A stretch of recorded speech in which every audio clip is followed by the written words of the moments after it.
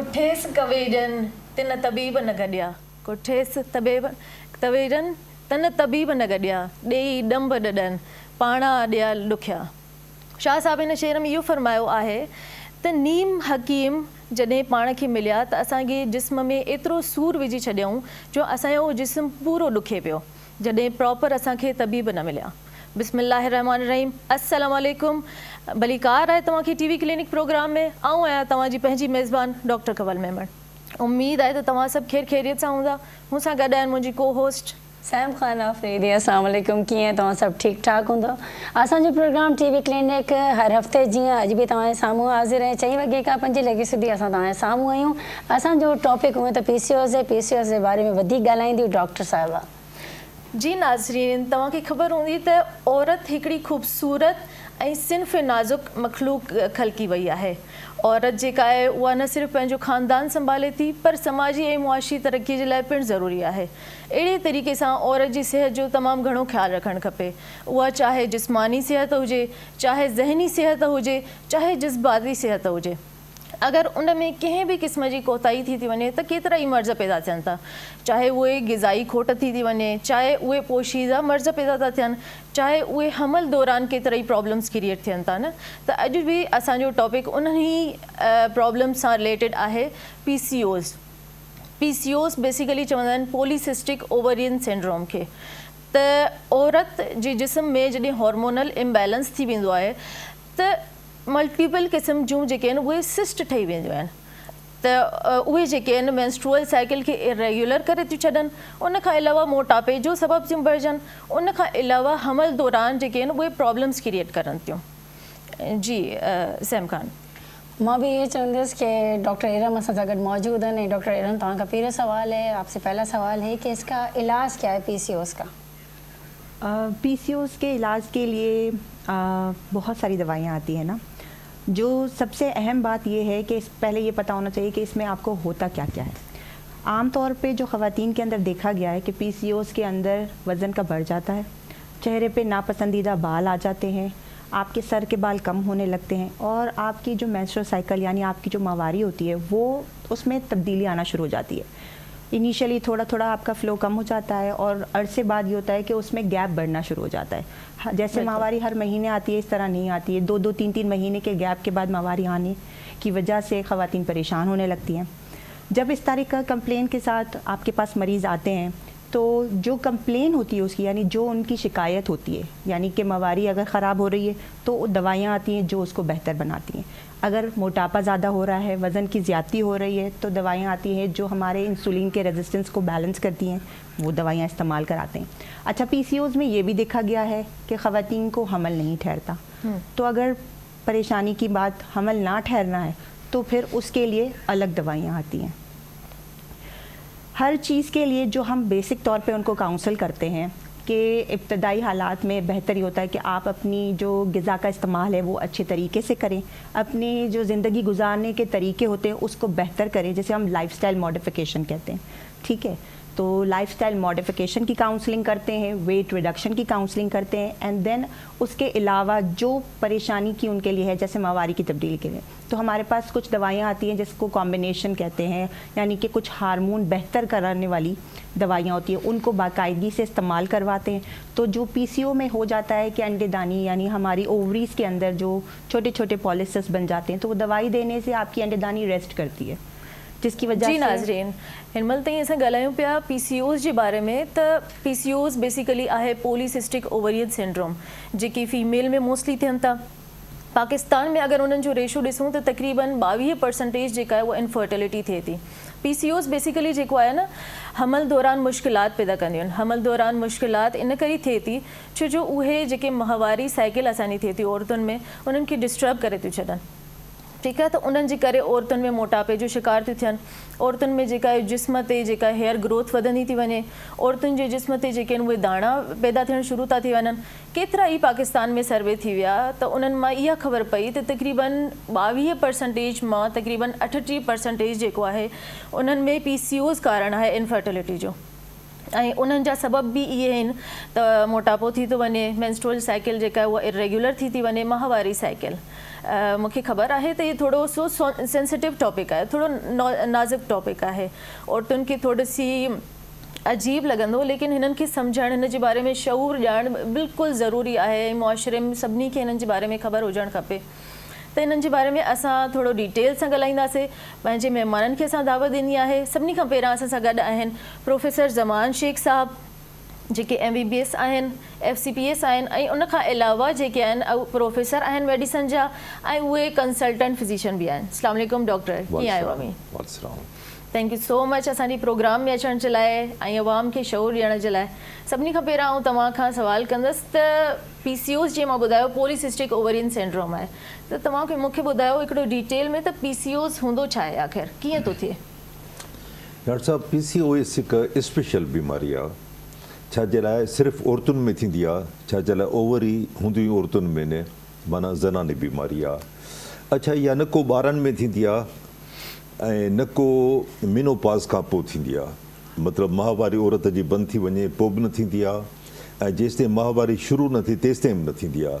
माना उहे 20-30 साल जंहिंमें माहवारी हलंदी आहे, सिर्फ़ु उन्हनि टाइम में औरत खे थींदी आहे।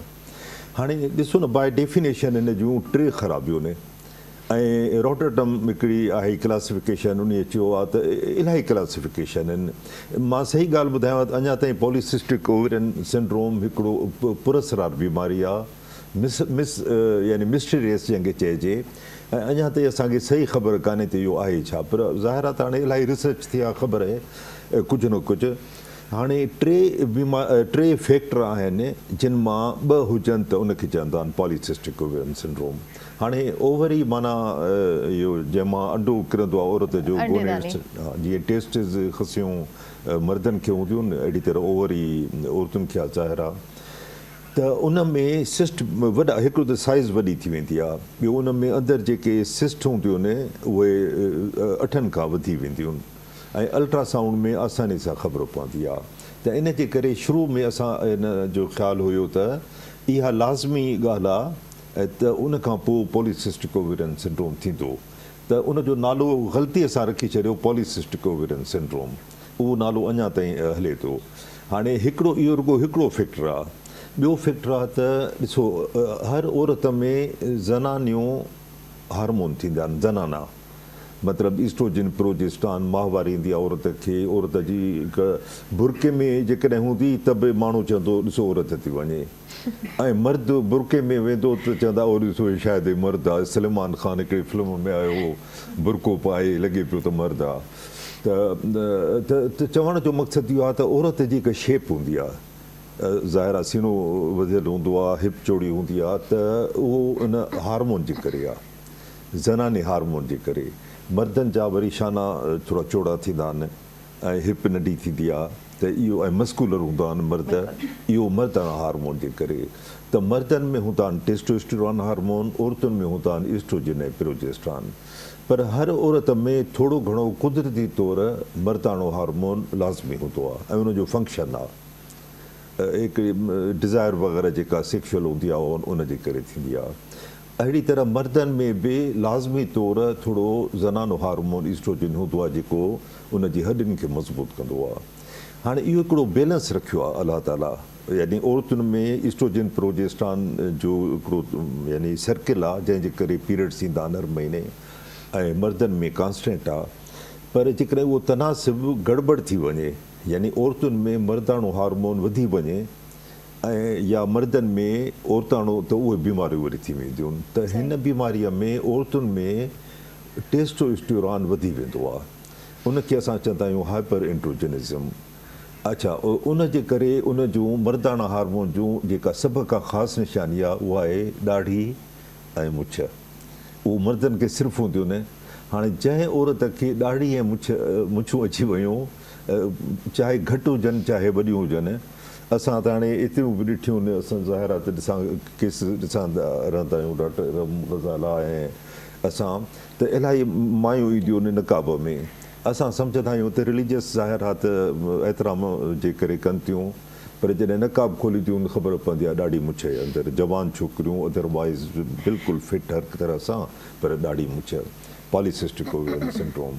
त उहो दर्जा हूंदो आहे न घटि वधि जेको बि आहे। त हिकु त इहो जेको कॉस्मेटिक आहे असरु उहो नज़र ईंदो आहे। ऐं ॿियो जीअं डॉक्टर इरम ज़िक्र कयो त पीरियड्स इरेग्युलर थींदा आहिनि, पोइ उनजे करे या त एबॉर्शन वधीक थींदी आहे या ॿार थींदा ई कोन्हनि, इनफर्टिलिटी, हमल बीबो कोन्हे। जी नाज़रीन, हिनमल ताईं तमामु बहितरीन गुफ्तगू थी डॉक्टर ज़मान शेख साहब सां। त कुझु फैक्टर्स PCOS सां रिलेटेड उन्हनि ॿुधाया त कहिड़े कहिड़े फैक्टर्स जे करे थियनि था। मेंस्ट्रुअल माहवारी साइकिल इरेग्युलर थियण जे करे, हार्मोन्स जे करे कहिड़ा कहिड़ा औरतुनि में हार्मोन्स थियनि था। उन्हनि खां अलावा बि उन्हनि ॿुधायो त कहिड़ा कहिड़ा उन्हनि ते जेके आहिनि उहे अलामतूं ज़ाहिर थियनि थियूं। ईअं ई असां सां गॾु बहितरीन डॉक्टर ॿियो सेकेंड गेस्ट असां सां मौजूदु आहिनि, डॉक्टर गज़ाला अली, जेके पाण आहिनि गायनेकोलॉजिस्ट भी आहिनि, सोनोलॉजिस्ट भी आहिनि, उन खां अलावा कंसल्टेंट आहिनि हामिद हॉस्पिटल में और ज़ैनब जनरल हॉस्पिटल में। अस्सलाम वालेकुम डॉक्टर गज़ाला, कैसी हैं आप? वेलकम हमारे शो में, थैंक यू सो मच यहाँ आने के लिए। जी डॉक्टर गज़ाला, मैं आपसे पूछूंगी कि PCOS में जैसे सर ने बताया कि कौन कौन सी फैक्टर्स होते हैं, तो PCOS बेसिकली होता किन किन औरतों में, कौन से ज़्यादा रिस्क फैक्टर्स पे होते हैं, किन में हो सकता है? PCO बेसिकली डॉक्टर साहब ने जैसे बताया कि ये यंग टीन में और यंग में होते हैं, 20 से 30 जो ईयर्स हैं उसमें ज़्यादातर इसका जो है वो पॉसिबिलिटीज़ होती हैं। और ज़्यादा जो है उन लड़कियों को होता है जिनकी डाइट अच्छी नहीं है, लाइफ स्टाइल मॉडिफिकेशन उनमें करने की ज़रूरत पड़ती है, या उनकी लाइफ स्टाइल बहुत अच्छा नहीं है, उन्हें जो है वो बहुत ज़्यादा स्ट्रेसफुल रहती हैं, बहुत वर्क लोड है और प्रोसेस फूड खा रही हैं, और उसके अलावा जो आर्टिफिशियल स्वीटनर्स हैं, कोल्ड ड्रिंक्स वगैरह हैं, इन सब का इस्तेमाल कर रही हैं। उस वजह से भी जो है ये सारा बॉडी में जितना आप खाएंगे इंसुलिन बढ़ती जाएगी। जैसे आपने कोई मीठा खाया है या आपने कोई भी जंक या प्रोसेस फूड खाया तो बॉडी में इंसुलिन बढ़ना शुरू हो जाती है। इंसुलिन बढ़ती है तो वो हमारे नॉर्मल जो शुगर लेवल है उसको कंट्रोल करने के लिए होती है, लेकिन इसमें होता है कि इंसुलिन अपना काम नहीं कर पाती है और शुगर की मिकदार जो है वो हमारे ब्लड में बढ़ने लग जाती है। उसकी वजह से जो है वो इंसुलिन बढ़ जाता है और बॉडी में मेटाबॉलिक प्रॉब्लम्स शुरू हो जाते हैं। तो सबसे पहले तो बच्चियों में उनको ये अवेयर करना चाहिए कि वो अपनी लाइफस्टाइल जो है वो मॉडिफिकेशन करें, एक्सरसाइज करें, और स्विमिंग है या फिर साइकिलिंग है या फिर ब्रिस्क वॉक है। इस तरह से डाइट में उनको बहुत ज़्यादा ज़रूरी है कि वो जंक फूड से परहेज़ करें, प्रोसेस फूड से परहेज़ करें, और आर्टिफिशियल स्वीटनर्स हैं, कोल्ड ड्रिंक्स हैं, इन सब से जो है वो परहेज़ करें। तो और इसके अलावा जो है वो उनको अपना वज़न बहुत कम करने की ज़रूरत होती है। जितना वज़न बढ़ता जाएगा मज़ीद उतनी ज़्यादा कॉम्प्लिकेशंस PCOS में बढ़ती जाती हैं, तो इस चीज़ का बहुत ज़्यादा ख्याल रखना चाहिए। तमाम बेहतरीन। अच्छा डॉक्टर गज़ाला जी, असांखे ॿुधायो त PCOS जेका आहे उहा कहिड़ियुनि औरतुनि में थी सघे थो? प्रोसेस्ड फूड, प्रोसेस मतिलबु जेको तव्हां पैक थियल ॿाहिरां खां खाधो वठो था, जेको बर्गर्स जे फॉर्म में, ज़िंगर्स जे फॉर्म में, ऐं जेको फ्राइड शयूं आहिनि उन्हनि जे फॉर्म में जेको थिए थो, ऐं तव्हांजो उन्हनि जे करे मोटापो वधे थो, ऐं उहो ई रिस्क फैक्टर थिए थो तव्हांजे PCOS जो, मेनली औरतुनि में। त ईअं ई असां अॻिते हलंदासीं पंहिंजे टे महिमान जे तरफ़। असां सां गॾु आहिनि डॉक्टर एरम मेमन, जेके आहिनि MBBS, उन खां अलावा गायनेकोलॉजिस्ट बि आहिनि, उन खां अलावा हुननि जेको आहे डिप्लोमा कई आहे लेप्रोस्कोपिक सर्जरीज़ में, ऐं असिस्टेंट प्रोफेसर आहिनि जिना मेडिकल एंड डेंटल कॉलेज में। अस्सलाम वालेकुम डॉक्टर एरम, कैसी हैं आप? थैंक यू सो मच यहाँ आने के लिए। Thank U. अच्छा डॉक्टर एरम, आप मुझे बताइएगा, जैसे डॉक्टर गज़ाला ने बताया कि प्रोसेस फूड जो खाती हैं वो ज़्यादा रिस्क पे होती है, तो कौन कौन से खाने खाने चाहिए, घर में कौन से खाने खाने चाहिए ताकि PCOS ना हो औरतों में? देखिए, कौन से खाने खाने चाहिए या कौन से खाने नहीं खाने चाहिए, ठीक है ना। ज़्यादातर इस्तेमाल अगर आप फ्रूट्स और वेजिटेबल्स का करते हैं तो वो आपको PCOS से बचाते हैं, ठीक है। प्रोसेस फूड में हमारे पास जो हमारे आजकल की आवाम की जो बहुत ही पसंदीदा डाइट है, जैसे कि जिसे हम जंक फूड कहते हैं, हर चीज़ मैदे की जो बनी हुई है ना वो PCOS में अवॉइड करनी चाहिए।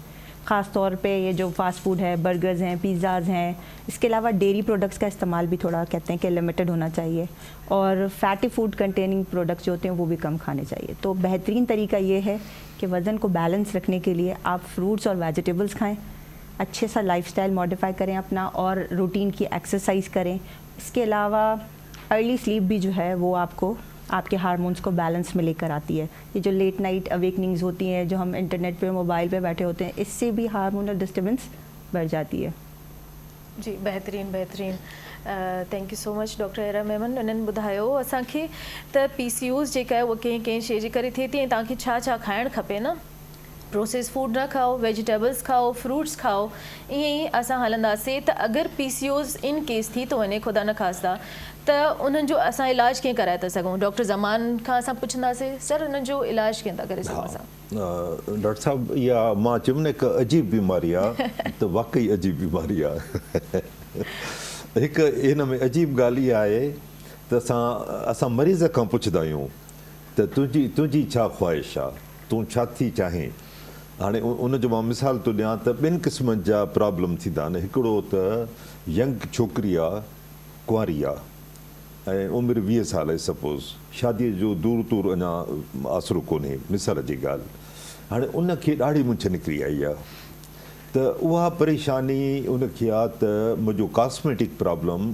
हल थिए कंहिं तरीक़े सां त अवल वेंदी आहे स्किन स्पेशलिस्ट वटि जेको उनखे पकिड़े वेही रहंदो आहे त भई मां तुंहिंजो इलाजु कंदुमि ऐं असुलु इहो इंडोक्राइनोलॉजिस्ट जो मसइलो आहे ऐं सेकेंड नंबर ते गायनेकोलॉजिस्ट जो मसइलो आहे स्किन जो सिर्फ़ु एतिरो मसइलो आहे त हल आहे त उहो उनजो कॉस्मेटिक इलाजु करे लेज़र करे इलेक्ट्रोलाइसिस करे थ्रेडिंग वैक्सिंग जेका बि आहे कॉस्मेटिक ॿियो उनजो को रोल कोन्हे उनखे खपे त कॉस्मेटिक पंहिंजो जारी रखे पर उनखे रिफर करे प्रॉपर जॻह ते जिते उनजा हार्मोनल इम्बेलेंस ख़तमु थिए त चवण जो मक़सदु इहो आहे त उन यंग छोकिरीअ जो मसइलो आहे त मूंखे कॉस्मेटिक मसइलो मुंहिंजो हल थिए छाजे लाइ ज़ाहिर आहे डिप्रेशन थींदो आहे हर हफ़्ते वार वधी वेंदा आहिनि हर हफ़्ते मतिलबु कुझु न कुझु करिणो पवंदो आहे अच्छा ॿिए तरफ़ ॿियो मिसाल था वठूं 35 सालनि जी हिकु औरत आहे उनखे शादीअ खे 6 साल थी विया आहिनि उनखे PCOS आहे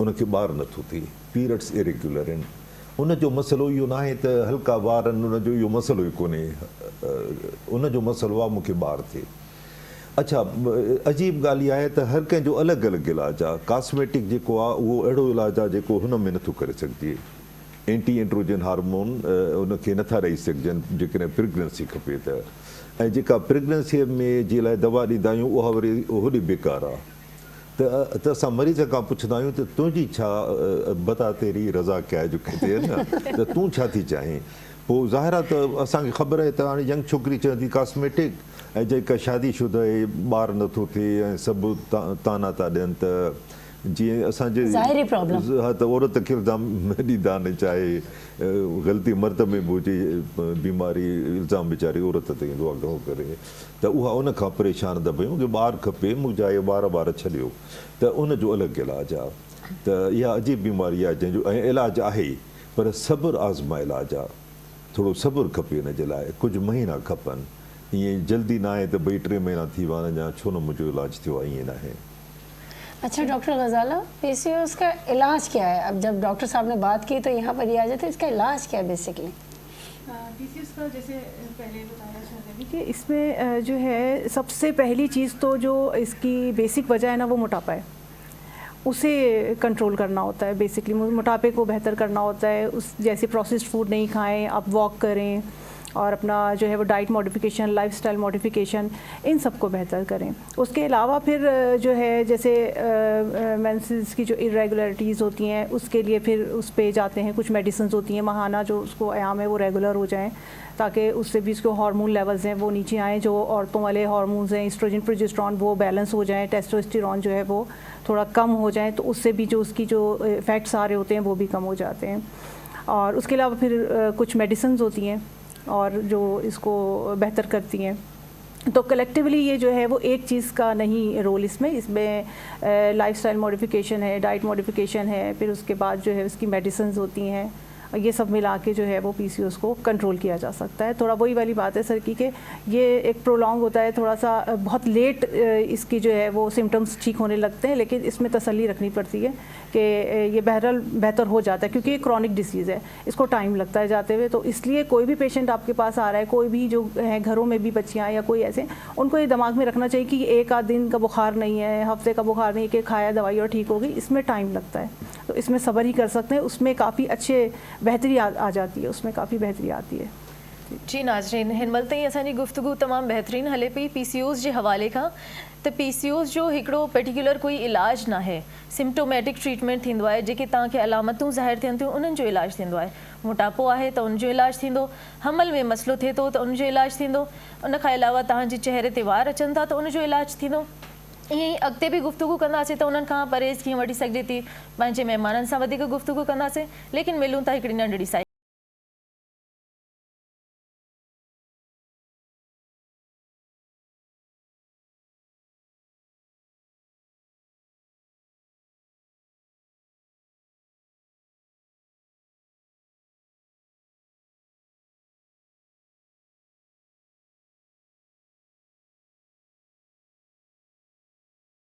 क्लिनिक प्रोग्राम में भी हर भली कार डॉक्टर ज़मान शेख तव्हां खां सवाल है कि कॉम्प्लिकेशंस छा आहिनि इन जो PCOS जी? जी हा, ॾिसो जीअं ज़िक्र निकितो त ओबेसिटी माना मोटापो थींदो आहे। हाणे इहो थींदो आहे इंसुलिन जेका हार्मोन आहे असांजे जिस्म में शुगर खे कंट्रोल कंदी आहे, उन जो रेज़िस्टेंस वधी वेंदो आहे बॉडीअ में, यानी उन जी रुकावट, यानी इंसुलिन त हूंदी आहे बॉडीअ में पर उन जे अमल करण जी जेकी नोयत आहे उहा ख़तमु थी वेंदी आहे। ॼाणे को तालो आहे, हाणे तालो बि असां वटि आहे, चाबी बि असां वटि आहे, पर उहा चाबी बि लॻे थी हूअं, पर उन ताले में ज़ंग लॻी वियो आहे त उहा चाबी अंदरि न वेंदी। त बिल्कुलु ईअं आहे त उन जे जेकी अमल करण जी आहे सलाहियत घटि थी वेंदी आहे। चाबी आहे इंसुलिन आहे, उनखे चवंदा आहियूं इंसुलिन रेज़िस्टेंस या रुकावट। हाणे उन जे करे जेका ज़िक्र थियो त ओबेसिटी थींदी आहे। हाणे ओबेसिटी जो मतिलबु आहे मोटापो, थोल।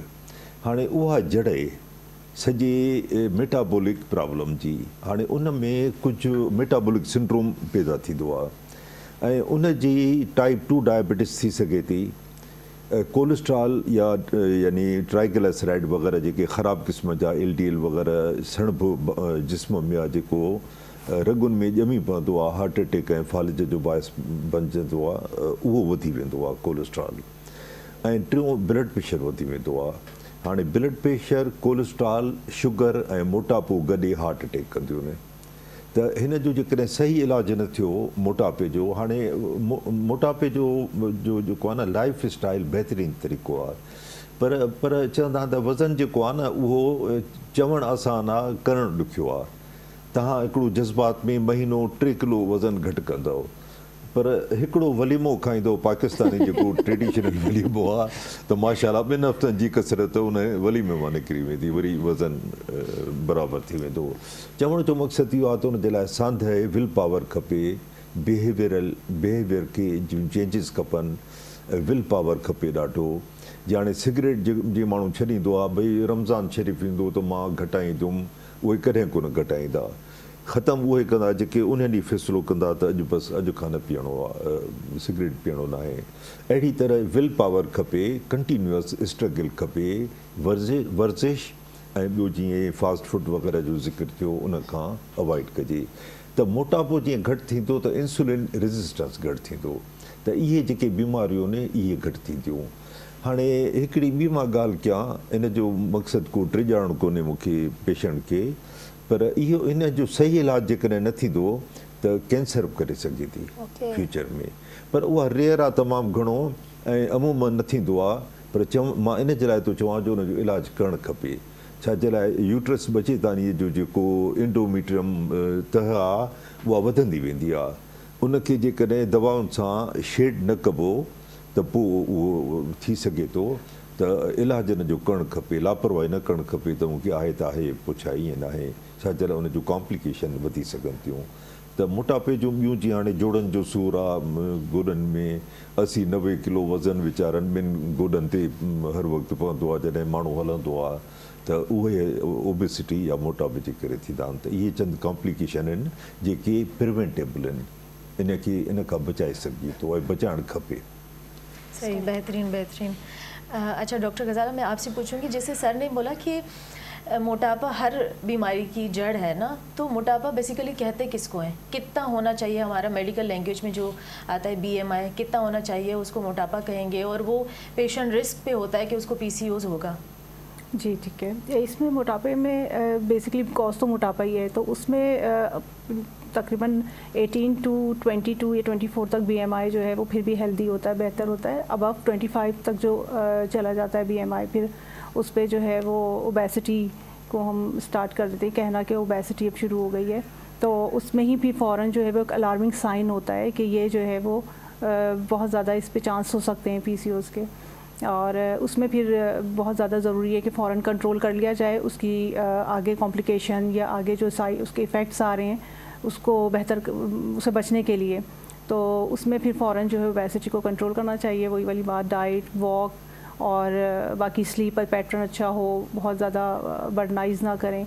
तो ये सब चीज़ें जो है फिर वो उसमें कलेक्टिवली आ जाती हैं कि ओबेसिटी को ख़त्म करें। BMI अगर आपका बढ़ता जा रहा है, 25 से ऊपर हो रहा है, तो वो इस मुझे अगर माफ़ करें तो मोटापे का ये बेहतरीन इन्होंने बताया। एक आसान तरीका है मोटापे का, वो ये है कि साउथ एशियन के लिए, पाकिस्तानी इंडियन के लिए टेप मैयर चाहिए, जिसे वो इंची टेप होती है, उसमें अपनी तोंद को मैयर करें।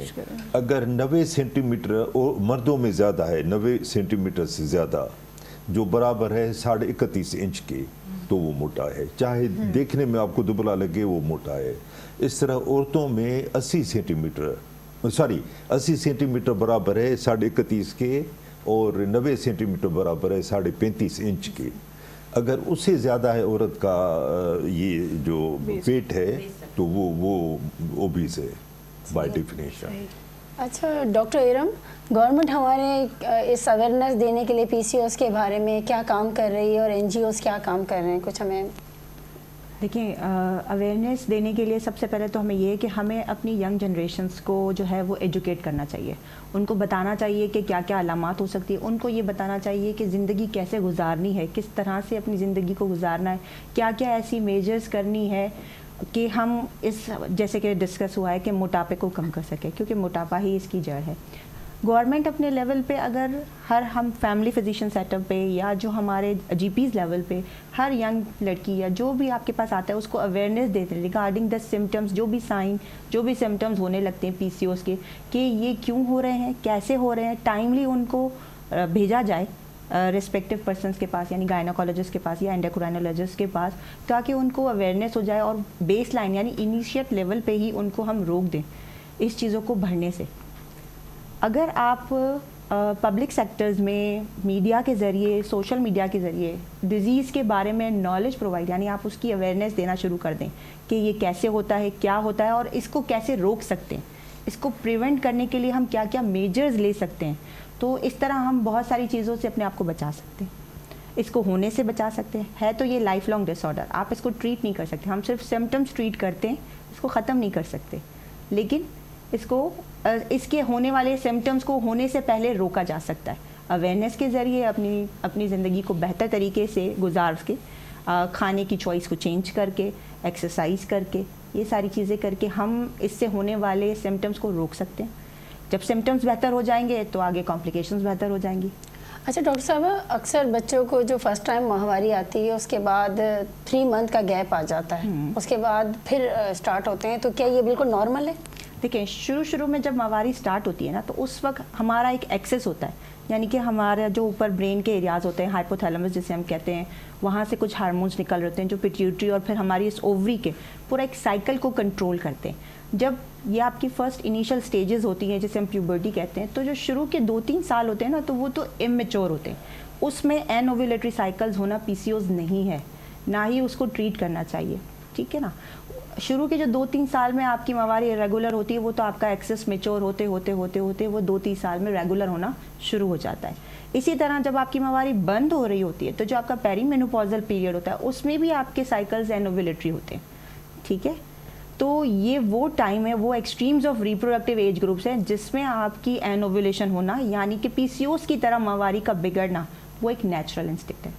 लेकिन PCOS एक अलग बीमारी के उसमें आता है, मतलब ये कोई परेशानी की बात? ये परेशानी की बात नहीं। उसमें आप काउंसिल करें, अगर माँ बहुत परेशान हो रही है तो आप उसको समझाएं कि अभी तो शुरू हुई है, ये 2-3 साल में इसका एक्सेस मैच्योर हो जाएगा, उसकी डाइट को मॉडिफाई कर दें, उसको हेल्दी फूड और इस तरह की काउंसलिंग कर दें, ठीक है, लेकिन अगर कंटिन्यूसली उसके साथ यही हो रहा है, उसका वजन बढ़ रहा है, फिर सिम्टम्स आने लगे, देन यू नीड टू ट्रीट, फिर उसको आपको इलाज करना लाजमी है। ठीक है। अच्छा सर, आऊं तव्हां खां पुछंदसि, जीअं डॉक्टर साहिबा चयो त मेंस्ट्रुअल साइकिल जेका इरेग्युलर थी वेंदी आहे PCOS में, त छा औरत प्रेग्नेंट थी सघे थी या माहवारी जेका आहे उनजी इरेग्युलर थी वई आहे? छो जो अक्सर औरतूं इन मामले में परेशान थींदियूं आहिनि, PCOS जी ॿी कोई टेंशन न हूंदी आहे, सिर्फ़ु इहा ई टेंशन हूंदी आहे अॻिते हली। ॾिसो न, इनफर्टिलिटी हिकिड़ो आम सिम्टम आहे या चइजे त उनजी नतीजो आहे। छाजे लाइ एन ओव्यूलेटरी साइकिल जो ज़िक्र जेको थियो न, उनजो टॉप मोस्ट काज़ जेको आहे पॉलीसिस्टिक ओवेरियन, ॾाढी आम बीमारी आहे। अच्छा, पॉलीसिस्टिक ओवेरियन सिंड्रोम हिकिड़ो स्पेक्ट्रम आहे, यानी ईअं नाहे TB वांगुरु त बसि बुखार थिए, खंघि थिए, रतु अचे माना TB कंफर्म आहे 3-4, ईअं नाहे।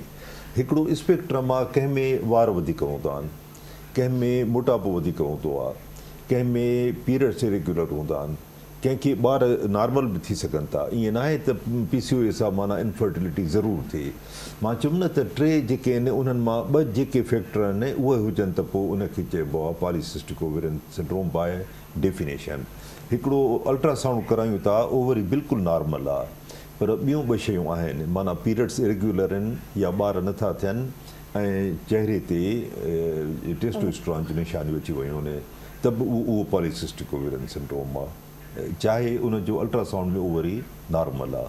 त इहो हिकिड़ो एॾो आसान कोन्हे जो असां चई सघूं त अमूमन ईअं खणी चइजे त इनफर्टिलिटीअ जो one of top reason polycystic ovarian syndrome आहे, ऐं इहो ट्रीटेबल आहे। जीअं डॉक्टर साहब ॿुधायो त अहिड़ियूं दवाऊं आहिनि जेके ओव्यूलेशन खे रिस्टोर कंदियूं आहिनि, ऐं अहिड़ा थोरा सर्जिकल प्रोसीजर आहिनि जेके तमामु माइनर आहिनि, उहे बि करण सां ॿार थी सघे थो। ठीक है डॉक्टर, तमाम बेहतरीन। अच्छा डॉक्टर गजाला, मैं आपसे पूछूंगी कि मैं चाहूँगी आप स्टूडेंट्स, जो लड़कियां स्टूडेंट्स हैं, उनको बताएं कि मोस्टली उनके जो पीरियड्स इरेगुलर होते हैं ना, वो समझती हैं हमें PCOS हो गया, ठीक है, एक दफ़ा हो गया, दूसरी दफ़ा हो गया, तीसरी दफ़ा हो गया, वो समझती हैं हमें PCOS हो गया। वो किस किस रीज़न की वजह से हो सकता है? अमूमन हम लोग समझते हैं कि स्ट्रेस की वजह से होता है, उसके अलावा इसमें और भी बहुत हर इरेगुलरिटीज़ ये नहीं शो करती कि PCOS ही है। PCOS बेसिकली कलेक्टिवली और भी बहुत सारी चीज़ों को देखा जाता है, लेकिन अगर PCOS के अलावा भी मेंसेस की इरेगुलरिटीज़ है तो उनकी सबसे बड़ी बात है कि अक्सर बच्चियां जो है वो स्ट्रेसफुल माहौल में पढ़ रही हैं, बहुत ज़्यादा स्ट्रेस है, बर्डन है, उनकी डाइट अच्छी नहीं है, आयरन डेफिशिएंसी भी हो रहा है, कुछ खाने में डाइट कॉन्शियस हो जाती हैं कि अब हम मोटे हो गए हैं और फिज़िकली अच्छे नहीं लग रहे हैं, तो उनकी ऐसी डाइट्स होती हैं जिस पे जो है उनका आयरन लेवल लो हो जाता है, उस वजह से भी प्रॉब्लम हो सकता है। और एग्ज़ाम की जो स्ट्रेसफुल कंडीशंस होती हैं उससे भी बॉडी में केमिकल रिएक्शंस होते हैं जिससे भी पीरियड्स में प्रॉब्लम हो सकता है। उसके अलावा कुछ इन्फेक्शंस होते हैं बॉडी में, जैसे ओवरीज एंड यूट्रस का कोई इन्फेक्शंस हो रहे हैं, उससे भी उनकी जो है इरेगुलरिटीज़ हो सकती हैं। तो बेसिकली PCOS के अलावा भी बहुत सारी चीज़ें शामिल हैं, और PCOS में तो खैर अगर इरेगुलरिटीज़ के साथ जैसे टेस्टोस्टेरोन बढ़ रहा है तो फिर वो हेयरसुटिज़म हो रही है, हॉर्सनेस ऑफ वॉइस है, एक्नी है, वो फिर और चीज़ें भी मिला के देख सकते हैं कि PCOS हैं, उसमें डिफरेंस नज़र आ जाता है फिर। सही सही। थोड़ा सा मैं अगर आपकी बात में एडिशन करूं कि देखें, जेनेटिक जीन्स, मोरूसियत प्लस लाइफ स्टाइल, एनवायरनमेंट, माहौलियात, ये दोनों मिलके पॉलीसिस्टिक ओवेरियन सिंड्रोम करते हैं। दोनों हार्मोन दोनों मिलके जिस तरह टाइप 2 डायबिटीज है 50% जीन्स हैं, 50% माहौलियाती लाइफ स्टाइल फैक्टर्स हैं। तो अगर आपने देखा होगा एक फैमिली मेंबर औरत को पॉलीसिस्टिक हो तो उस ख़ानदान में दूसरों को भी पॉलीसिस्टिक ओवेरियन सिंड्रोम होने के ज़्यादा चांसेस होते हैं। तो ये जीन्स है। और उसके अलावा जो बात हुई कि लाइफ स्टाइल, ये खाने पीने का, बर्गर, टेस्ट्रेस वगैरह, ये रोल प्ले करता है। अच्छा, ये भी देखा गया है कि जिन फैमिलीज़ में लोगों को PCOS होता है ना, उनका डाइट भी ऐसा ही होता है। हाँ बिल्कुल बिल्कुल ऐसी बात है। बहुत ज़्यादा। तो डॉक्टर इरम, मैं चाहूँगी कि आप स्टूडेंट्स को, औरतों को काउंसल करें कि वो इसका इलाज करवाएं, इसका इलाज मुमकिन है वाकई। बिल्कुल, ऐसे हमें अवेयरनेस देनी चाहिए और उनको ये भी कहना चाहिए कि आप टाइमली अपना इंटरवेंशन करवाएं, टाइमली डिटेक्शन करें, टाइमली उसके लिए ट्रीटमेंट लें। और प्रिवेंटिव मेथड में डेफिनेटली उनकी काउंसलिंग में हमारे पास ये आता है कि हम उन्हें डाइट मॉडिफिकेशन बताएं, उनको ये बताएं कि भाई आपका वज़न जो है वो, जैसे कि डॉक्टर साहब ने बताया कि आपका ओवरवेट नहीं होना चाहिए, 25 से अबव आपका BMI नहीं जाना चाहिए। उसके लिए एक healthy lifestyle, physical activity, early sleep, ये सब बहुत ज़रूरी है। अच्छा doctor, sorry to interrupt you, BMI कैसे कैलकुलेट करें? हम लोग BMI कह तो रहे हैं। BMI हर किसी का अपना होता है, आपकी हाइट और आपका वेट, आसान लफ्ज़ों में आसान वज़न और आपकी लंबाई, ठीक है ना। उसका एक तरीका होता है कि वो आपकी वेट को किलोग्राम्स के अंदर और हाइट को मीटर स्क्वायर में करके डिवाइड कर देते हैं। तो जो आपकी वैल्यू आती है वो आपका BMI होता है, ठीक है। हेल्दी BMI होता है अगर आप 18 to 24 के बीच में आते हैं, उससे कम है तो आप लीन है, 25 से ऊपर है तो आप ओवरवेट हैं, और 30 के बाद तो आप ओबीज हो गए। नहीं, अगर 40 साल की उम्र है तो वज़न कितना होना चाहिए? उम्र नहीं, लेंथ और वेट के हिसाब से। आपकी हाइट कितनी है, height in metre and length in kilogram. अच्छा डॉक्टर इरम, जाते जाते कोई मैसेज देना चाहें? मैसेज यही है कि भाई हेल्दी लाइफस्टाइल, जंक और प्रोसेस फूड को अवॉइड करें, लाइफ को ग्रीन करें, वेजिटेबल्स फ्रूट्स का इस्तेमाल करें, डेली एक्सरसाइज अपनी रूटीन में रखें।